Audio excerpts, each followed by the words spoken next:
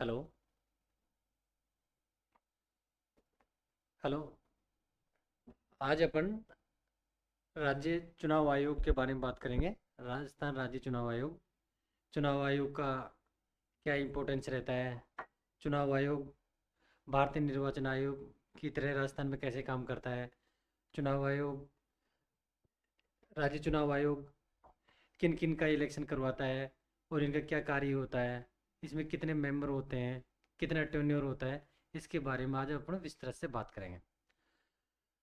अब बात करते हैं कि राज्य चुनाव आयोग। राज्य चुनाव आयोग एक संवैधानिक संस्था है। अब संवैधानिक सांविधिक संस्था दोनों में अंतर होता है, डिफरेंस होता है। संवैधानिक संस्था वह संस्थाएं होती है जिनका उल्लेख संविधान में होता है। जैसे राज्य चुनाव आयोग का प्रावधान संविधान के अनुच्छेद 243 के 243 के और 243 जेड ए के अंदर किया गया है। कभी कभी एग्जाम में 243 के की जगह 243 टे और 243 ये ए भी आता है। जैसे 243 के होता है जो पंचायती राज संस्थाओं के चुनाव करवाते हैं, और 243 जेडी होता है वो है नगर निकाय के इलेक्शन करवाते हैं। और रही बात, ये आयोग पंचायती राज संस्थान के कानून 120 की धारा के अनुसार के अंतर्गत इसका प्रावधान किया गया है। अब बात यह है कि राज्य चुनाव आयोग एक सदस्यीय संस्था है या बहुसदस्यीय संस्था है। जैसे भारतीय निर्वाचन आयोग एक सदस्यीय संस्था नहीं है उसी की, लेकिन राज्य निर्वाचन आयुक्त राज्य निर्वाचन आयोग एक सदस्यीय संस्था है और जिसका प्रमुख राज्य का निर्वाचन आयुक्त होता है। राज्य निर्वाचन आयुक्त होता है। और राज्य निर्वाचन आयुक्त की ये राज्य निर्वाचन आयोग एक सदस्यीय संस्था है और इसका जो प्रमुख होता है वो निर्वाचन आयुक्त होता है। और निर्वाचन आयुक्त की योग्यताएं क्या है? निर्वाचन आयुक्त होगा जो एक आईएएस ऑफिसर होगा जिसने प्रिंसिपल सेक्रेटरी प्रधान सचिव के रूप में कम से कम 5 वर्ष का उसको अनुभव भी होना चाहिए। तो अपन बात करते हैं राज्य निर्वाचन आयोग की स्थापना। स्थापना कब हुई? राज्य निर्वाचन आयोग की स्थापना के लिए 17 जून 1994 को निर्णय लिया गया था। और राज्य निर्वाचन आयोग की स्थापना 1 जुलाई 1994 को हुई थी। 1 जुलाई 1994 को राज्य निर्वाचन आयोग की स्थापना हुई थी। और साथियों, राज्य निर्वाचन आयोग का काम पीआरआई यानी पंचायती राज संस्थाओं और नगरीय निकायों का इलेक्शन कराने का होता है। और 1 जुलाई 1994 को इसकी स्थापना हुई थी। और प्रथम चुनाव राज्य निर्वाचन आयोग ने प्रथम चुनाव 1995 में करवाए थे। अब अपन बात करते हैं कि जो राज्य निर्वाचन आयुक्त होता है उसकी कौन इंडिविजुअल उसके लिए एलिजिबल रहेगा। अभी मैंने पहले बताया था कि जो भी एक आईएएस अधिकारी जिसने प्रधान सचिव के रूप में 5 वर्ष के 5 वर्ष का अनुभव हो, मतलब प्रधान सचिव के रूप में उसने 5 वर्ष का कार्य किया हो, उनको भारत नियुक्त किया जाता है। और तो ये नियुक्त कौन करता है? राज्यपाल करता है। तो राज्यपाल की ये स्वयं विवेक की शक्ति से करता है या राज्यपाल किसी की सलाह पर कार्य करता है? राज्यपाल राज्य मंत्रिपरिषद की सलाह पर राज्य निर्वाचन आयुक्त की नियुक्त करता है। यानी राज्य निर्वाचन आयुक्त राज्यपाल द्वारा किया जाता है। इसकी नियुक्ति राज्यपाल द्वारा की जाती है, लेकिन यह राज्यपाल का स्वयं विवेक अधिकार नहीं है। ये राज्य की मंत्रिपरिषद की सलाह से किया जाता है। अब साथियों, इनके टेन्योर की बात रही। जो राज्य निर्वाचन आयुक्त रहता है उनका टेन्योर 5 साल या 65 वर्ष। यानी अगर किसी को राज्य निर्वाचन आयुक्त के रूप में नियुक्त किया जाता है तो उनका कार्यकाल 5 साल रहेगा या 65 साल, जो भी पहले होगी उसके वो रहेगा। लेकिन ये वर्तमान टाइम में 5 वर्ष और 65 ईयर है। लेकिन 2002 से पहले, ये 2002 के बाद 2002 से पहले 665 इसका कार्यकाल था। अब बात ये रही कि साथियों कि राज्य निर्वाचन आयुक्त है, ये इसकी पुनर्नियुक्त कर सकते हैं कि नहीं कर सकते हैं, कि ये इनको बार बार नियुक्त कर सकते हैं या एक बार नियुक्त कर सकते हैं? राज्य निर्वाचन आयुक्त की एक बार ही नियुक्ति हो सकती है, यानी राज्य निर्वाचन आयुक्त को पुनः नियुक्त नहीं कर सकते हैं। वेतन भत्ते की बात हुई कि राज्य निर्वाचन आयुक्त को वेतन कौन देगा और कितन किसके समान रहेगा। राज्य निर्वाचन आयुक्त को वेतन राज्य सरकार की संचित निधि पर भारित रहता है, यानी राज्य, और ये स्टेट के मुख्य सचिव के समान इनका वेतन रहता है। अपन बात रहती है कि संचय नीति पर भारित, तो ये भारित का मीन क्या होता है? भारित का मतलब ये होता है कि विधानसभा में इनके वेतन भत्तों पर चर्चा की जा सकती है, बहस की जा सकती है, लेकिन उन पर मतदान नहीं किया जा सकता। मतलब तो उनको क्या होता है, उसे भारित रहता है। शपथ का, राज्य निर्वाचन आयुक्त की शपथ का कोई प्रावधान नहीं है, और राज्य निर्वाचन आयुक्त अपना इस्तीफा राज्यपाल को देता है।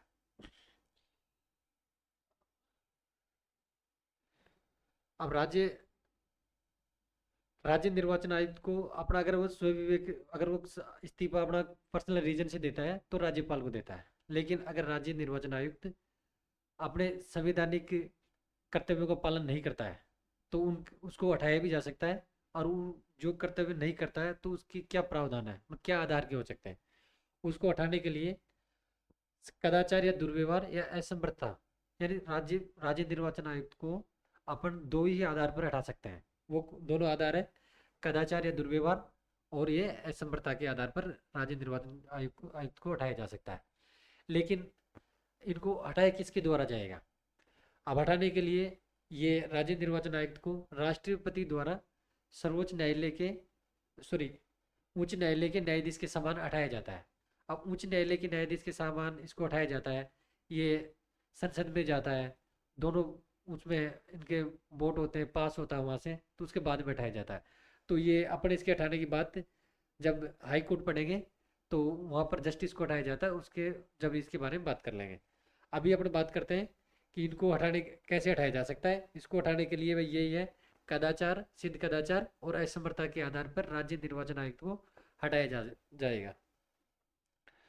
और अब राज्य निर्वाचन आयुक्त की बात रही, अगर राज्य निर्वाचन आयुक्त अपना जो जितना भी वार्षिक प्रतिवेदन होता है, वार्षिक इनकी एनुअल रिपोर्ट होती है, वो किसको सबमिट करता है? राज्य निर्वाचन आयुक्त अपनी एनुअल रिपोर्ट स्टेट के गवर्नर या राज्यपाल को सबमिट करता है। और गवर्नर इसको विधानसभा के पटल पर रखवाने के ये गवर्नर के पास रहती है। लेकिन विधानसभा पर इस पे ये नहीं है कि विधानसभा इस पर चर्चा करे नहीं करे, या राज्य निर्वाचन आयोग जो उनको सिफारिश देती है तो वो विधानसभा मानने के लिए बाध्यकारी नहीं होते। अब हम बात करते हैं राज्य निर्वाचन आयुक्त का स्ट्रक्चर क्या होता है। कि राज्य निर्वाचन आयुक्त होता है जो एक सदस्यीय संस्था होती है, तो इसका वर्त संरचना क्या है, मीन इनकी हायरार्की क्या होती है? सबसे पहले एक मुख्य निर्वाचन आयुक्त होता है।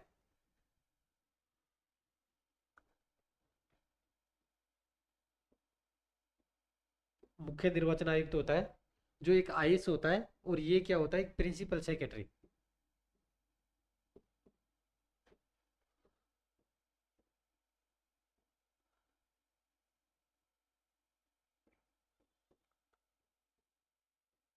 प्रधान सचिव हो जिसे कम से कम 5 वर्ष का अनुभव होना चाहिए। ये होता है, ये एक सदस्यीय संस्था है। फिर होता है कि राज्य निर्वाचन आयुक्त हो गए, मुख्य निर्वाचन आयुक्त, फिर अधिकारी होता है। ये अधिकारी होता है जो एक आईएएस अधिकारी होता है। इसके बाद में ये मुख्य निर्वाचन अधिकारी और राज्य निर्वाचन अधिकारी दोनों एक आईएएस होते हैं। फिर उसके नीचे एक उप सचिव होता है जो एक आरएस होता है। और उप सचिव के बाद में आप बात करते हैं जो जिला निर्वाचन अधिकारी होता है और एक जिला पंजीयन अधिकारी होता है। जो डिस्ट्रिक्ट का डीएम होता है, जब ये निर्वाचन अधिकारी के रूप में कार्य करता है, जब ये पंजीयन अधिकारी के रूप में कार्य करता है, तो मतदाता सूचियों का नवीनीकरण करवाता है, रिन्यू करवाता है। फिर उसके बाद में हम बात करते हैं जिला पंजीयन अधिकारी के नीचे सहायक निर्वाचन अधिकारी, सहायक निर्वाचन पंजीयन अधिकारी होता है। ये एक आरएएस होता है, उसके नीचे पीठासीन अधिकारी होता है, और उसके नीचे बीएलओ होता है। ठीक है साथियों, अपने इसके स्ट्रक्चर के बारे में बात किया। पहले मुख्य निर्वाचन अधिक प्रधान सचिव, मुख्य आयुक्त होगा जो एक प्रधान सचिव होता है, उसके नीचे मुख्य निर्वाचन अधिकारी, राज्य निर्वाचन अधिकारी जो एक आईएएस होता है, और एक उप सचिव होता है, उप सचिव एक आरएस अधिकारी होता है। उसके नीचे फिर प्रत्येक डिस्ट्रिक्ट पे जिला निर्वाचन अधिकारी और जिला पंजीयन अधिकारी होता है, जो उस डिस्ट्रिक्ट का डीएम होता है। जब ये जिला पंजीयन अधिकारी के रूप में कार्य करते हैं तो ये मतदाता सूचियों का नवीनीकरण करते हैं। फिर आरएस होता है इनकी, जैसे अपने खंड उपखंड लेवल पर सहायक निर्वाचन एवं पंजीयन अधिकारी होता है जो एक एसडीएम होता है। उसके नीचे पीठासीन अधिकारी होता है, फिर बीएलओ होता है।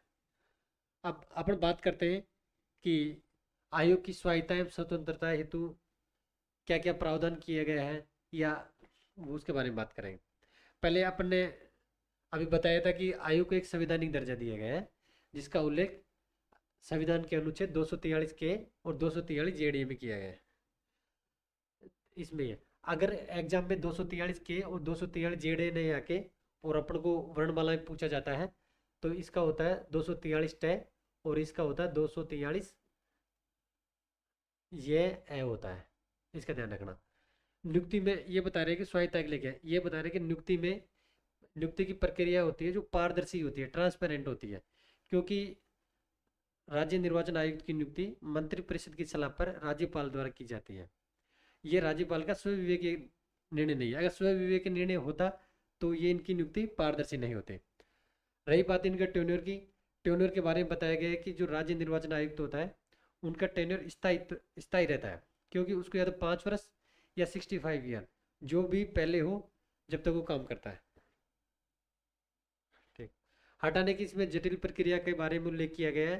जैसे आपने अभी बताया कि इसको उठाने के लिए इनको राष्ट्रपति द्वारा उठाया जाता है, जो सुप्रीम कोर्ट के एक हाई कोर्ट या सुप्रीम कोर्ट के न्यायाधीश के समान उसको उठाया जाता है ना। इनका वेतन होता है राज्य की संचित निधि पर भारित होता है। जो अपन ने अभी बताया था कि संचित निधि पर जो भी वेतन भत्ते या जो भी खर्चा भारित होता है उस पर विधानसभा या संसद, अगर केंद्र सरकार की संचित निधि पे है तो संसद और राज्य की संचित निधि पे हो तो विधानसभा में ओनली बहस की जा सकती है। बहस इन द सेंस उस पर विचार कर सकते, वाद विवाद हो सकता है, लेकिन उस पर मतदान नहीं हो सकता। और नियुक्ति के पश्चात आयुक्त की सेवा शर्तों में अलाभकारी या नकारात्मक परिवर्तन नहीं किया जा सकता। इसका मीनिंग हुआ कि अभी अभी बताया कि इसके निर्वाचन आयुक्त का वेतन भत्ते राज्य के मुख्य सचिव के समान होता है, लेकिन अपॉइंटमेंट होने के बाद में इनके वेतन भत्तों में कमी या इनकी सुविधा में किसी प्रकार की कमी नहीं की जा सकती है। अपन अब बात करते हैं कि राज्य निर्वाचन आयोग की भूमिका क्या होती है, कि राज्य निर्वाचन आयोग को की क्या आवश्यकता पड़ी कि इसको लेके आना पड़ा।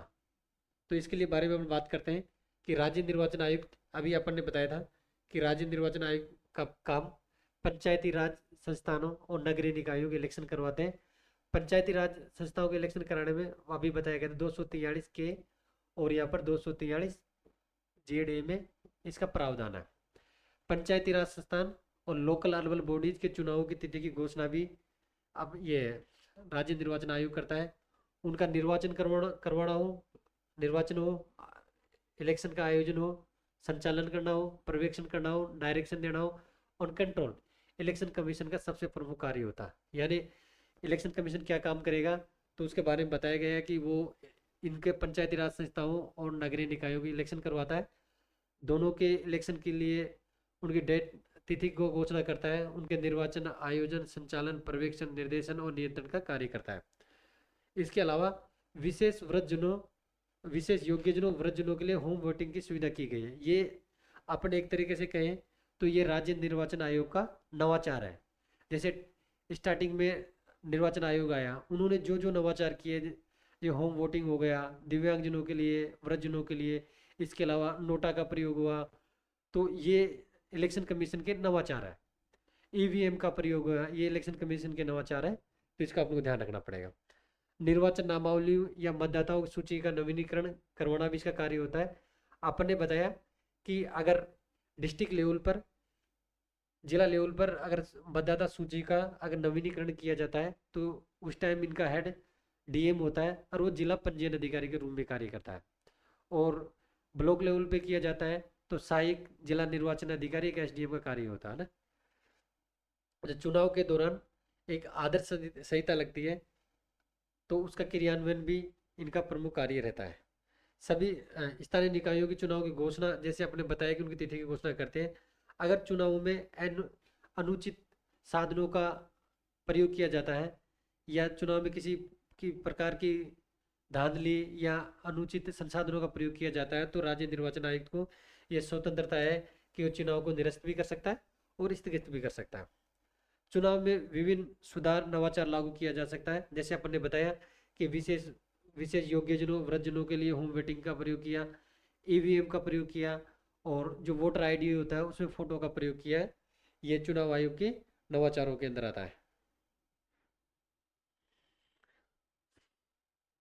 हाँ, अपन ने बात किया था कि चुनाव आयोग को निरस्त करना, चुनाव अनुचित प्रयोग या जितना उनका समय, एक टाइम बैंड होता है, उसी के अंदर उनके कितना खर्चा किया उसकी सूचना चुनाव आयोग को देना होता है। अगर उसी टाइम नहीं दे तो उसके, या आदर्श आचार संहिता का पालन नहीं किया, तो उनका इलेक्शन भी रद्द किया जा सकता है। अब बात करते हैं चुनाव आयोग पीआरआई अर्बन लोकल बॉडी दोनों का इलेक्शन करवाता है, लेकिन कहीं पर या मृत्यु, रेजिग्नेशन या किसी दूसरे कारण से भी अगर उनके पद रिक्त हो जाते हैं, तो उनका बाई इलेक्शन करवाना यानी उपचुनाव करवाना भी इसका कार्य रहता है। चुनाव आयोग का प्रमुख कार्य होता है। राज्य परिसीमन आयोग को राज्य परिसीमन आयोग की सलाह को राज्य परिसीमन आयोग होता है जब उसकी सलाह सलाह देने में ये कार्य करता है। और राज्यपाल को वार्षिक प्रतिवेदन ये देता है, जिसके बारे में अपने पहले बात कर चुके हैं। चुनाव आयोग चिन्हों का वितरण करता है और चुनाव संबंधी विवादों का निपटारा भी करता है। जैसे अभी इलेक्शन होता है, तो इसके अंदर जो इलेक्शन के जो सिंबल होते हैं वो राज्य निर्वाचन आयुक्त द्वारा दिया जाता है, और यदि अगर उनके अंदर कुछ विवाद उत्पन्न होता है तो उसका निपटारा भी इसके द्वारा किया जाता है। अब रही बात, जैसे हर किसी पंचायती राज संस्थाओं में या अर्बन लोकल बॉडीज में जो इनके ग्राम पंचायतों के इलेक्शन होता है, तो उसी के अंदर अपने किसी भी नेशनल पार्टी या किसी भी पार्टी का सिंबल नहीं होता। तो ये सिंबल क्यों नहीं होता, तो और उसमें चुनाव आयोग की क्या भूमिका रहती है। इसमें एक प्रावधान किया गया है, अगर राज्य निर्वाचन आयोग चाहे तो ग्राम पंचायत लेवल पर नेशनल ये राजनीतिक दलों के चुनावों को अलॉट कर सकता है या नहीं। राजस्थान में ग्राम पंचायत स्तर पर राजनीतिक दलों की भूमिका नहीं है, इसलिए राजस्थान में उनके चिन्ह नहीं आते। अब ये बोलते हैं, हाँ मैंने अभी आपको बताया कि किस निकाय में, जैसे राजस्थान में ग्राम पंचायत स्तर पर किसी पार्टी का चुनाव चिन्ह नहीं होता। अगर किसी में होना या नहीं रहना, राजनीतिक दलों की भागीदारी, ये राज्य निर्वाचन आयोग द्वारा डिसाइड किया जाता है।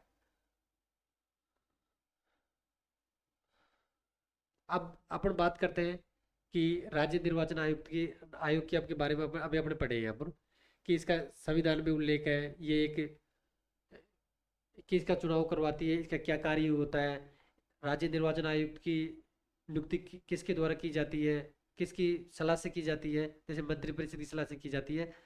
तो यह क्या मंत्रिपरिषद जो उनको एडवाइस देता है, सलाह देता है, वो राजनीतिक तो नहीं है। इसके लिए इसके बारे में कुछ इसकी आलोचना भी है। आलोचना ये है कि राज्य निर्वाचन आयोग की जो नियुक्ति होती है कैसे होती है, कि मंत्रिपरिषद की सलाह पर राज्यपाल द्वारा की जाती है। लेकिन मंत्रिपरिषद में तो सरकार का एकाधिकार होता है, मतलब जो सरकार जिसको चाहेगी, जो ही उसका राज्य निर्वाचन आयुक्त होगा, तो ये वो कर रखा है। फिर होता है कि राजस्थान के राज्य निर्वाचन आयोग होता है, उनके अंदर जो कर्मचारी होते हैं, क्योंकि ये तो एक साथ संस्था हो गई, इसके अंदर जो कर्मचारी होते हैं, इन कर्मचारियों के लिए राज्य सरकार के ऊपर निर्भर रहती है, यानी खुद के इनके पास में इतने मानव संसाधन नहीं है, तो ये जिससे ये खुद का वो कर सके। आयोग का वार्षिक प्रतिवेदन एक औपचारिक प्रक्रिया, विधानसभा में विमर्श नहीं होना। मैंने आपको बताया था कि राज्य निर्वाचन आयोग है, वो अपना पूरे एनुअल रिपोर्ट बना के राज्यपाल को सबमिट करता है। राज्यपाल उसको विधानसभा के पटल पटल पर रखता है, लेकिन उस पर वो डिबेट हो या नहीं हो, वो विधानसभा या मंत्रिपरिषद पर डिपेंड करती है। और जो ये इसमें जो विचार विमर्श रिपोर्ट में जो दिया गया है, वो उनके लिए मानने के लिए बाध्यकारी भी नहीं होती है। बात ये होती है कि ये आयोग होता है जिसमें राज्य मुख्य निर्वाचन आयुक्त हुआ, सेक्रेटरी हुआ, अन्य कर्मचारी के पद रिक्त होते हैं केवल। और इसमें सबसे बड़ी गलती ये किया कि जो सेवानिवृत्त रिटायर्ड अधिकारियों को ही राज्य निर्वाचन आयुक्त के रूप में नियुक्त किया जाता है, जिससे क्या होता है कि इसकी एक पारदर्शिता पर थोड़े सवाल खड़े होते हैं। राज्य सरकार आयोग में राज्य सरकार का अनावश्यक हस्तक्षेप भी होता है। अभी अपन ने बताया कि राज्य निर्वाचन आयुक्त की नियुक्ति राज्य मंत्रिपरिषद की सलाह पर राज्यपाल द्वारा की जा सकती है। अगर मंत्रिपरिषद कर रही है तो उनके कुछ तो उनका वो हस्तक्षेप भी करते हैं। राज्य निर्वाचन आयुक्त और मुख्य निर्वाचन अधिकारी के मध्य समन्वय का अभाव भी रहता है, क्योंकि राज्य निर्वाचन आयुक्त होता है, दोनों के बीच में समन्वय का अभाव होता है, इसके कारण भी इनकी स्वायत्ता हो अत्यधिक जैसे आपने बताया कि इसका कार्यभार अत्यधिक होता है, क्योंकि ये पंचायती राज संस्थाओं, अर्बन लोकल बॉडीज की इलेक्शन कराना, उनके चुनाव चिन्ह का अलॉटमेंट करना, बाई इलेक्शन करवाना, और सब कार्य का कार्यभार इसके ऊपर रहता है। और ये ऊपर से एक सदस्यीय आयोग हो रहा है, तो इसके ऊपर बहुत बर्डन होता है। आदर्श आचार संहिता का प्रभावी क्रियान्वयन भी नहीं हो पाता है। अब इनकी जो आलोचना थी उसमें क्या आगे सुधार किया जा सकता है, उसके बारे में अपन अभी विस्तार से चर्चा करते हैं। द्वितीय प्रशासनिक सुधार आयोग में राज्य निर्वाचन आयुक्त की नियुक्ति के लिए एक समिति का सिफारिश की गई थी। अभी क्या है, जो राज्य निर्वाचन आयुक्त की नियुक्ति करते हैं वो मंत्रिपरिषद की सलाह पर राज्यपाल द्वारा की जाती है। उसमें किसी भी समिति का कोई योगदान नहीं होता, जिसको मंत्रिपरिषद चाहेगी वो कर सकते हैं। तो द्वितीय प्रशासनिक सुधार आयोग ने बताया कि जो राज्य चुनाव आयुक्त है उसको अपने एक समिति की सिफारिश से नियुक्त किया जाना चाहिए। अपन देखते हैं कि उस समिति के अंदर कौन कौन सदस्य होना चाहिए। उन्होंने बोला था कि समिति के अंदर मुख्यमंत्री, विधानसभा अध्यक्ष और विधानसभा में लीडर ऑफ अपोजिशन होना चाहिए, है ना। यानी इन्होंने बताया कि सुझाव दिया है कि जो इनकी नियुक्ति हो रही है वो पॉलिटिकली मोटिवेटेड होती है, तो इसलिए अगर एक समिति बनाए, समिति की सिफारिश से अगर इनका अपॉइंटमेंट किया जाता है, नियुक्त किया जाता है, तो सही रहेगा, जिससे क्या कि ट्रांसपेरेंसी बढ़ेगी। आयोग में अतिरिक्त ये सदस्य हैं, क्योंकि आयोग में कार्यभार बहुत ज़्यादा होता है। अपन ने बताया कि आयोग एक सदस्यीय संस्था है, तो उसमें कार्य बर्डन ज़्यादा होता है, कार्यभार ज़्यादा होता है। तो आयोग में एक सदस्य से हटा के इसको बहुसंख्यक करने चाहिए इसको ना। और राज्य में इनके लिए एक प्रत्येक सेक्रेटरीट भी होना चाहिए, जिसके अंदर जो सीईओ और निर्वाचन आयुक्त के अधिकारियों के बीच में सहायता प्रदान कर सके।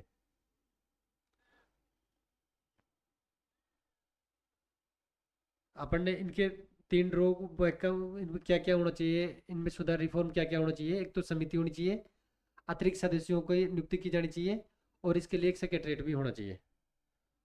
और बात करते हैं राज्य निर्वाचन आयोग द्वारा जो आदर्श आचार संहिता होती है उनका प्रभावी क्रियान्वयन किया जाना चाहिए। भारतीय निर्वाचन आयोग और राज्य निर्वाचन आयोग को साथ लेके आना चाहिए, क्योंकि अगर भारतीय निर्वाचन आयोग, जिसका उल्लेख संविधान के अनुच्छेद 324 में किया गया है, तो उसमें जो नवाचार करते हैं तो उसको राज्य निर्वाचन आयोग के साथ में अगर साझा करेंगे, तो एक दूसरे के अनुभवों को साझा करेंगे, तो दोनों राज्य निर्वाचन आयोग थोड़ा सशक्त होगा।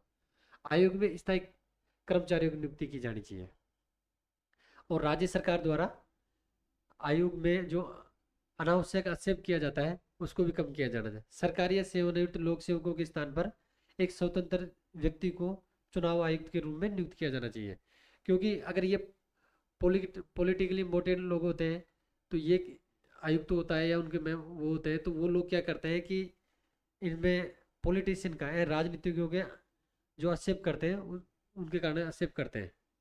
अब बात करते हैं कि इसमें एक मुख्य निर्वाचन अधिकारी भी होता है। मुख्य निर्वाचन अधिकारी एक सीईओ होता है, मतलब सीईओ होता है, ये एक आईएएस अधिकारी होता है, वरिष्ठ आईएएस अधिकारी होता है, जिसका उल्लेख लोक प्रतिनिधि अधिनियम 1950 की धारा 13A में किया गया है। क्योंकि इसमें बताया राज्य निर्वाचन आयुक्त होता है, उसमें एक निर्वाचन अधिकारी भी रहेगा, वो एक वरिष्ठ आईएएस अधिकारी होगा, जिसका उल्लेख ये जनप्रतिनिधि अधिनियम 1950 की धारा 13A में किया गया है। वर्तमान में कौन अगर राज्य निर्वाचन आयुक्त है, वर्तमान में नवीन महाजन, जो कि वरिष्ठ आईएएस अधिकारी है, वह मुख्य निर्वाचन अधिकारी है। अब बात रही सीईओ होता है, उसकी क्या काम रहता है। सीईओ किसका इलेक्शन करवाता है, जो मुख्य निर्वाचन अधिकारी होता है वो किसका इलेक्शन करवाता है। जब अगर आप किसी भी राज्य में अगर एमपी का इलेक्शन होता है, मतलब मेंबर ऑफ पार्लियामेंट का इलेक्शन हो, मेंबर ऑफ लेजिस्लेटिव असेंबली के इलेक्शन हो, या प्रेसिडेंट के इलेक्शन हो, या उसी के अलावा अगर राज्यसभा सीटों के लिए भी इलेक्शन होता है, तो उसके अंदर मुख्य निर्वाचन अधिकारी होता है जो सीयू होता है। और प्रेजेंट टाइम में राजस्थान में सीयू नवीन महाजन जी है। लेकिन राजस्थान में अभी 2023 और 2024 में जो इलेक्शन हुए थे, उस टाइम ये प्रवीण गुप्ता जी थे सीईओ। अब इसके बारे में बात करेंगे कि जैसे अभी ये बताया गया था कि राज्य निर्वाचन आयोग द्वारा चुनाव चिन्हों का आवंटन किया जाता है। तो जन ये अर्बन लोकल बॉडीज होती है, उसके अंदर मैक्सिमम 40 चुनाव चिन्ह होते हैं ना। अपन अब बात करते हैं कि राजस्थान में जो इनका कार्यकाल बताया गया है कि राजस्थान में जो चुनाव आयुक्त होता है, मुख्य चुनाव आयुक्त, उनका कार्यकाल कितना होता है। अभी बताया कि 5 साल या 65 वर्ष होते हैं, जो भी पहले हो। लेकिन 2002 से पहले 6 वर्ष 62 था। और सबसे ज़्यादा, हाँ, द्वितीय, ये क्या होता है, प्रथम और द्वितीय के समय 6 वर्ष और 62, 6 या 62 वर्ष था। लेकिन द्वितीय निर्वाचन आयुक्त नेकराम बसिन जी थे। उन्होंने प्रस्ताव भेजा था कि इनको, कि जो इनका ट्यूनर होता है, ट्यूनर को 5 5 साल या 65 ईयर, जो भी पहले हो, वो किया जाना चाहिए। और इसको सरकार द्वारा इसको स्वीकार भी कर लिया गया। अब हम बात करते हैं राजस्थान में अब तक कितने मुख्य चुनाव आयुक्त हो चुके हैं, बन चुके हैं। राजस्थान में अब तक 8 चुनाव आयुक्त बन चुके हैं। वर्तमान में जो अभी 17 सितंबर 2025 को जिनका अपॉइंटमेंट हुआ है, उनका नाम राजेश्वर सिंह है। अपन सभी की एक बार थोड़ी डिटेल में चर्चा करते हैं, क्योंकि आरपीएससी और आरएसएसएमबी द्वारा ऐसे क्वेश्चन पूछे जा रहे हैं। अब बात करते हैं कि पहले इनका, क्योंकि अभी अपन ने बात की थी कि राज्य चुनाव आयुक्त की स्थापना 1 जुलाई 1994 को हुई थी ना। 17 जून 1994 को डिसीजन किया गया था, निर्णय लिया गया था कि राज्य में एक चुनाव आयोग की स्थापना की जाएगी। और 1 जुलाई 1994 से राजस्थान में चुनाव आयोग की स्थापना कर दी गई। राजस्थान के प्रथम चुनाव आयुक्त कौन थे? वो अमर सिंह राठौड़ थे। ये सभी लोग हैं, जितने भी 8 लोग हैं जो राज्य निर्वाचन आयुक्त रहे, सभी आईएएस अधिकारी है ना, उसी के बारे में बताने की जरूरत नहीं। तो सबसे पहले अमर सिंह राठौड़ थे। इनका एक ट्यून्योर है, 1 जुलाई 1994 से मार्च 2000 तक थे। ये प्रथम निर्वाचन आयुक्त है। जो राजस्थान का पहला निर्वाचन आयुक्त थे, अमर सिंह राठौड़ जी थे। और ये प्रथम निर्वाचन आयुक्त थे। और इनका ट्यून्योर अब तक का सबसे ज़्यादा ट्यून्योर अमर सिंह राठौड़ का रहा है। अब बात करते हैं नेकराम बसेन। नेकराम बसिन जी, इनका ट्यून्योर 1 जुलाई 2020 से लेके अक्टूबर या अगस्त 2002 तक थे। ये नेकराम बसिन जी भारतीय डेयरी एसोसिएशन के अध्यक्ष भी रहे, और पद पर रहते हुए इनका मृत्यु भी हो। और ये भारतीय डेयरी एसोसिएशन के मैनेजमेंट डायरेक्टर भी रहे। अब क्वेश्चन आ सकता है कि किस राज्य निर्वाचन आयुक्त की मृत्यु पद पर रहते हुए हुई थी? तो अपन को करना है नेकराम एन आर बसिन करना है ना। नेकराम बसिन इनका पूरा नाम है ना। इनका क्या है, ये भारतीय डेयरी फेडरेशन के अध्यक्ष भी रहे, मैनेजमेंट डायरेक्टर भी रहे, और इनके पद पर रहते हुए मृत्यु भी हो गए थे। इनको 1979 में राजस्थान डेयरी फेडरेशन की इन्होंने स्थापना की थी। क्योंकि राजस्थान, इसलिए इनको भारत का राजस्थान का क्यूरियन भी कहा जाता है। क्योंकि भारत में दुग्ध उत्पादन के लिए, मतलब श्वेत क्रांति के लिए कुरियन को नाम, उनका नाम है। तो राजस्थान में अगर डेयरी का काम किसी ने एक बड़े स्केल पे किया, तो उन्होंने एन आर बसिन जी ने किया था। और इन्होंने ही राजस्थान सहकारी डेयरी फेडरेशन की स्थापना की। उसके ये अध्यक्ष भी रहे, और उनके मैनेजमेंट डायरेक्टर भी रहे। इसलिए इनको राजस्थान का कुरियन भी कहा जाता है। और अभी अपन ने बात किया था कि राजस्थान में सबसे लंबा ट्यूनर अमर सिंह राठौड़ का है। लेकिन सबसे छोटा ट्यूनर इनका है, एन आर बसिन का है। सब ठीक है ना। अब चलते हैं इंद्रजीत सिंह खन्ना है, जिनका ये 26 दिसंबर 2002 से लेके 26 दिसंबर 2007 तक रहे, 5 साल रहे। और ये इंद्रजीत सिंह खन्ना राजस्थान के चीफ सेक्रेटरी भी रहे। तो अपन को ये देखना है, अगर क्वेश्चन आता है कि कौन सा मुख्य चुनाव आयुक्त है जो राजस्थान में चीफ सेक्रेटरी रहे, उनका नाम इंद्रजीत सिंह खन्ना है। ठीक है, ये राजस्थान के चीफ सेक्रेटरी भी रहे थे। चीफ सेक्रेटरी ये जनवरी 2000 से लेकर दिसंबर 2002 के बीच में रहे। जैसे सेबी में, जैसे बॉम्बे स्टॉक एक्सचेंज होता है, तो सेबी ने जयपुर स्टॉक एक्सचेंज के बोर्ड में जनप्रतिनिधि के रूप में भी इंद्रजीत खन्ना को नॉमिनेट की नामित किया था। देख इसका इंद्रजीत सिंह खन्ना के बारे में एक इंपॉर्टेंट क्वेश्चन बढ़ता है, चीफ सेक्रेटरी कौन रहे और जयपुर स्टॉक एक्सचेंज के जनप्रतिनिधि के रूप में नामित हुए। ये IIM अहमदाबाद के, भारतीय प्रबंधन संस्थान अहमदाबाद के विजिटिंग प्रोफेसर भी रहे और वित्त मंत्रालय के प्रबंधक निदेशक के पदेन सचिव भी रहे। लेकिन इसमें थोड़ा अगर अपना इंपॉर्टेंट चीज देखें तो ये चीफ सेक्रेटरी वाली लगती है, तो उसका थोड़ा ध्यान रखना पड़ेगा ना। अब चौथे नंबर पे आते हैं अशोक कुमार पांडे। इनका 1 अक्टूबर 2002 से लेकर 30 सितंबर 2013 तक 5 साल तक कार्यकाल है। ये एक IAS अधिकारी थे। अभी 5वें नंबर पर राम लुबाया जी आते हैं और 1 अक्टूबर 2013 से लेकर 2 अप्रैल 2017 तक इनका टेन्योर रहा। अब इनका क्या कि अभी ये हाल ही में पिछली सरकार में जितने भी अपने स्टेट बनाए गए थे, सॉरी डिस्ट्रिक्ट बनाए गए थे 50, उनके लिए एक कमेटी का निर्माण किया गया था। उस कमेटी के अध्यक्ष इनको राम लुबाया जी को बनाया गया था। और जैसे नए जिलों के लिए बनी समिति के अध्यक्ष थे। और इस समिति ने सिफारिश की थी कि राजस्थान में जिलों की संख्या 50 कर दी जाए, लेकिन सरकार चेंज होने के बाद में जिलों की संख्या घटा के अब 41 कर दी गई है ना। और जो ये जिले बनाने के लिए एक समिति बनाई गई थी, उनके अध्यक्ष थे। और इस समिति का इन्होंने टेन्योर 6 माह के लिए एक्सटेंड भी कर दिया गया था ना। अब 6 नंबर पे आते हैं प्रेम सिंह मेहरा। प्रेम सिंह मेहरा जी जो 3 जुलाई 2017 से लेकर 3 जुलाई 2022 यानी 5 साल तक रहे IAS अधिकारी थे। ये राज्य वित्त आयोग के चीफ सेक्रेटरी रह चुके हैं। किसी राज्य वित्त आयोग के मुख्य सचिव भी रहे हैं, मुख्य सचिव रहे, सहकारिता विभाग में रजिस्ट्रार रहे, टैक्स बोर्ड के चेयरमैन भी रहे, भूजल विभाग, महिला एवं बाल विकास विभाग के प्रमुख भी रहे। ये अब बात करते हैं। प्रेम सिंह मेहरा ने आयोग के अध्यक्ष बनाने के लिए सरकार ने अपने सेवा शर्तों में बदलाव किया था। क्या कि जब ये प्रेम सिंह जी मेहरा को मुख्य निर्वाचन आयुक्त बना रहे थे तो उस टाइम ये उनके लिए एलिजिबल नहीं थे, तो लेकिन गवर्नमेंट इनको बनाना चाह रही थी, तो जो इनका क्राइटेरिया था उसमें इन्होंने अमेंडमेंट भी किया था। अभी अपन 7वें नंबर पे देखते हैं कि 7वें नंबर पर राजस्थान का मुख्य निर्वाचन आयुक्त श्री मधुकर गुप्ता जी थे, जिनका भी इनके अपॉइंटमेंट 14 अगस्त 2022 को हुआ था। ये नई दिल्ली में बीकानेर हाउस में भारत के आवासीय आयुक्त भी रहे। और ये भारत सरकार के सार्वजनिक उद्यम एवं भारी उद्योग मंत्रालय के joint secretary and additional secretary भी रहे। और इंदिरा गांधी नहर बोर्ड के चेयरमैन भी रहे थे। कौन से? मधुकर गुप्ता।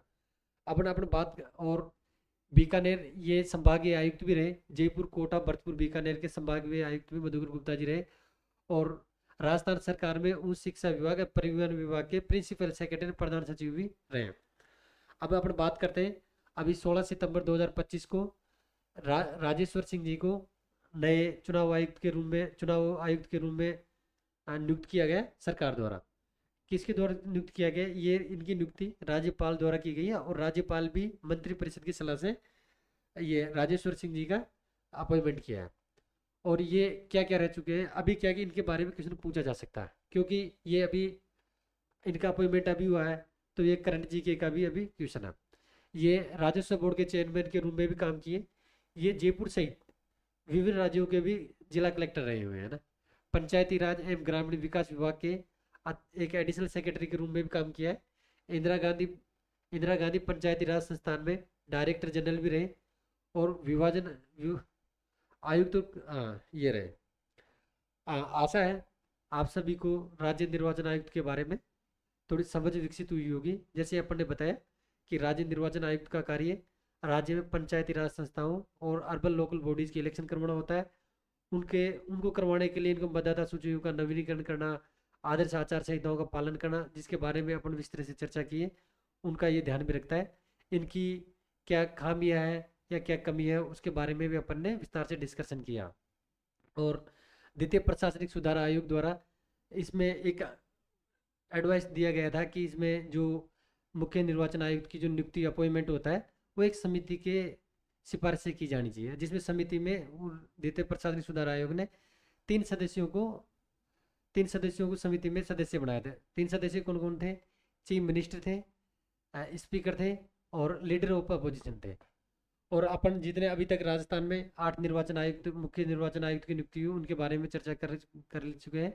और अगले सेशन में जितने भी RSSMB एंड RPSC द्वारा या राजस्थान में जिस भी जो एग्जाम कंडक्ट करवाता है उनके द्वारा राज्य निर्वाचन आयोग से जितने भी क्वेश्चन पुटअप हुए हैं उनके बारे में भी अपन विस्तृत से चर्चा करें। Thank you.